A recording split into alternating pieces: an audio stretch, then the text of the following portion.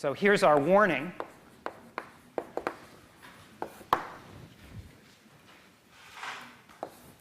Suppose you're integrating from minus 1 to 1 x squared dx. Here's an example. And you had the temptation to plug in u is equal to x squared. Now, of course, we know how to integrate this, but let's just pretend we were stubborn and wanted to use substitution. Then we have du is equal to 2x dx. All right? And now, if I try to make the correspondence, notice that the limits are u1 is negative 1 squared. That's the bottom limit. And u2 is the upper limit. That's 1 squared. That's also equal to 1. Both limits are 1. So this is going from 1 to 1. And no matter what it is, we know it's going to be 0. But we know this is not 0. This is the integral of a positive quantity. And it's not the area under a curve. It's going to be a positive area. So this is a positive quantity. It can't be 0. If you actually plug it in, it looks equally strange.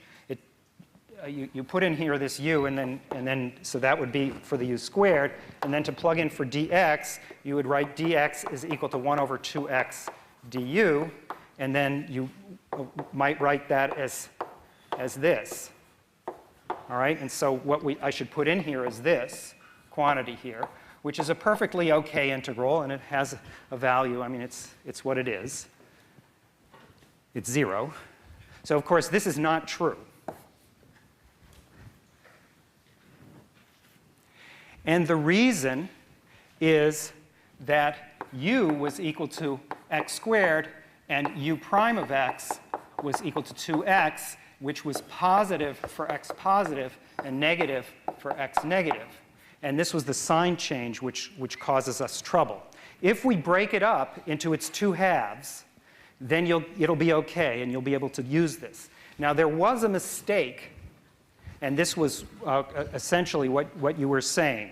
That is, it's possible to see this happening as you're doing it if you're very careful. There's a mistake in this process, and the mistake is in the transition. This is a mistake here. Maybe I haven't used any red yet today, so I get to use some red here. Oh boy! All right, this is not true here. This step here. So why isn't it true? It's not true for the standard reason, which is that really x is equal to plus or minus square root of u.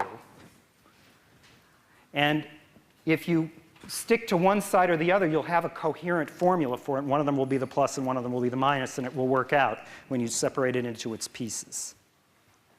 So you could do that, but this is a can of worms. So I avoid this and just do it in a place where the inverse is well defined and where the function either moves steadily up or steadily down.